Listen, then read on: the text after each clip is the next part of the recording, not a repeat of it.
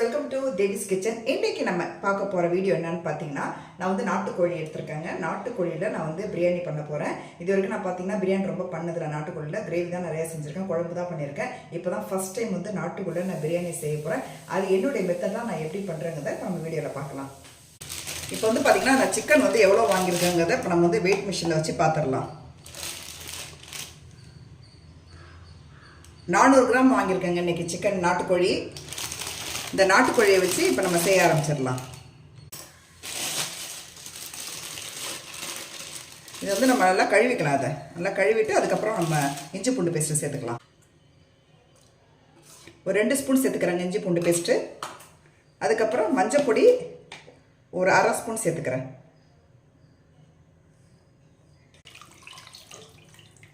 அப்புறம் இது கூட வந்து நம்ம உப்பு சேர்த்துக்கலாம். கல் உப்பு வந்து பார்த்திங்கன்னா 1 ஸ்பூன் சேர்த்துக்கிறேன். இதை நல்லா மிக்ஸ் பண்ணிக்கலாங்க. 5 விசில் வந்தோன்னே நம்ம அடுப்பு ஆஃப் பண்ணிவிட்டு அதுக்கப்புறம் பிரியாணி செய்ய ஆரம்பிச்சிடலாம்.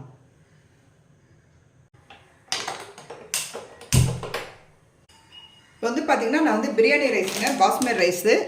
இது வந்து ஒரு 250 கிராம் இப்போ எடுத்துக்கிறேன் நான்.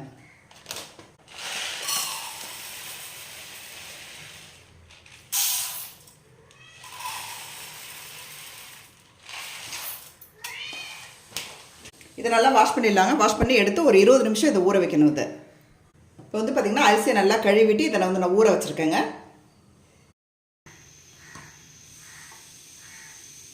நாட்டு தக்காளி பழம் 2 பெரிய வெங்காயம், 4 பச்சை மிளகாய் இதை கட் பண்ணி நம்ம எடுத்து வச்சுக்கலாம். அதுக்கப்புறம் வந்து குக்கரில் வந்து ஒரு 5 சவுண்டு வந்து முடிச்சதுக்கப்புறம் நம்ம பிரியாணி செய்ய ஆரம்பிச்சிடலாம். இப்போ நம்ம மிக்ஸி ஜாரில் நம்ம என்னென்ன சேர்க்க போகிறோம்னு பார்த்திங்கன்னா மசாலா பொருட்கள் சேர்க்க போகிறாங்க. ஃபஸ்ட்டு வந்து பார்த்திங்கன்னா ஒரு கைப்பிடி வந்து நான் புதினா சேர்க்குறேன். புதினா ஒரு கைப்பிடி சேர்த்துக்கலாம். அதுக்கப்புறம் கொத்தமல்லி தழை அது ஒரு கைப்பிடி. அதுக்கப்புறம் நம்ம கட் பண்ணி வச்சுருந்தா பச்சை மிளகாய் சேர்த்துக்கலாம்.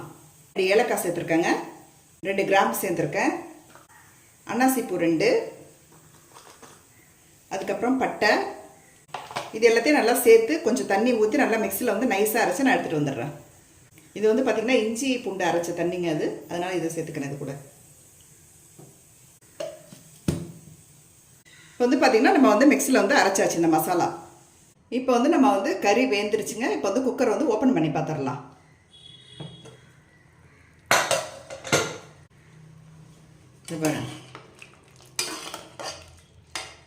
கறி நல்லா வெந்துருச்சு. அதில் வந்து நம்ம எண்ணெய் ஊற்றிக்கலாம் தாளிக்கிறதுக்கு. அதுக்கப்புறம் 2 ஸ்பூன் நெய் சேர்த்துக்கிறேங்க. இப்போ வந்து பார்த்திங்கன்னா பிரியாணியில் சேர்த்துக்கிறேன். இப்போ இது கூட வந்து 1 ஸ்பூன் சோம்பு, 1 ஸ்பூன் ஜீரகம், கட் பண்ணி வச்சுட்டு வெங்காயத்தை சேர்த்துக்கலாங்க. இது நல்லா வதக்கிக்கலாம். நம்ம பட்டை கிராம்பு அதை வந்து இதோட சேர்த்துக்கலாம். ஒரு 2 ஸ்பூன் சேர்த்துக்கிறேன். இதே போட்டு நல்லா வதக்கிக்கலாங்க. பச்சை வாசனை போகிற வரைக்கும் நல்லா இதை வதக்கிக்கணும்.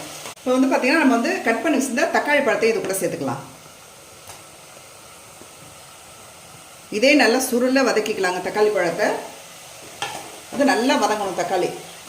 இப்போ வந்து பார்த்திங்கன்னா இது வந்து உப்பு சேர்த்துக்கிறாங்க. பத்தலைன்னா சேர்த்துக்கலாம். உப்பு சேர்த்து வதக்கும் போது சீக்கிரம் வதங்கிடுங்க தக்காளி. இது கூட பார்த்திங்கன்னா நான் வந்து 1 ஸ்பூன் காஷ்மீர் சில்லி பவுடர் சேர்த்துக்கிறாங்க கலருக்காக. அதுக்கப்புறம் பார்த்திங்கன்னா பிரியாணி மசாலா ஆட் பண்ணிக்கிறேன் 1 ஸ்பூன்.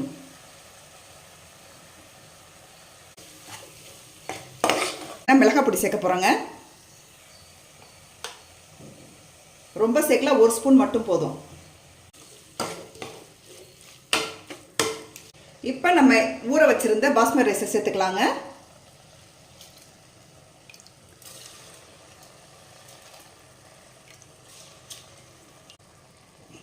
இப்போ இந்த மசாலோட நம்ம மிக்ஸ் பண்ணிக்கலாம்.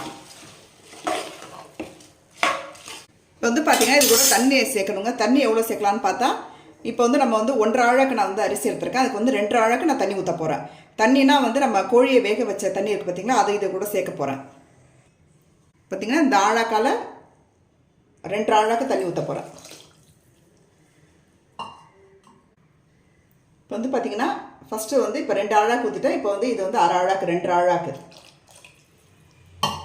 ஊற்றிக்கலாம். ஊற்றிட்டு இது நல்லா கொதிக்கட்டுங்க. கொதிச்சதுக்கப்புறம் நம்ம கறி போட்டுக்கலாம். இப்போ வந்து பார்த்திங்கன்னா நம்ம வேக வச்ச கறியை இது கூட சேர்த்துக்கலாங்க.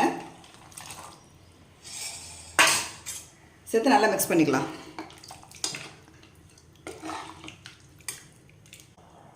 இப்போ வந்து பார்த்திங்கன்னா நல்லா கொதிச்சுக்கிட்டு இருக்குது. இது ஒரு தடவை கிண்டி விட்டுருக்கலாங்க.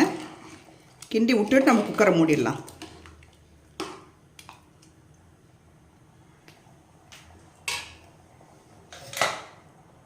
இப்போ வந்து பார்த்திங்கன்னா நான் குக்கரை வந்து மூடிடுறேன். ஒரு 10 நிமிஷங்க. 10 நிமிஷம் கழிச்சு நம்ம அடுப்பு ஆஃப் பண்ணிடலாம்.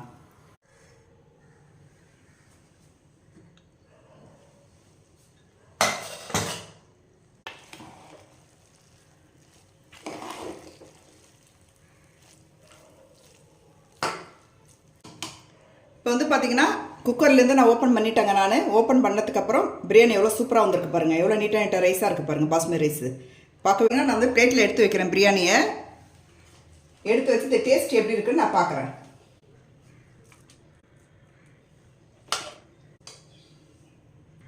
இதுக்கு சைட் டிஷ் என்னன்னு பார்த்தீங்கன்னா ஆனியன் ரைத்தா.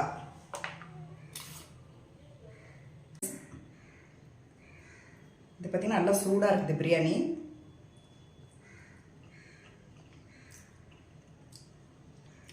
செம்ம சூப்பராக இருக்குது. நல்லா நெய் வாசனை தூக்கலாகவே இருக்குங்க. அந்த பிரியாணி மசாலா போட்டது இன்னும் டேஸ்ட்டாக இருக்குது.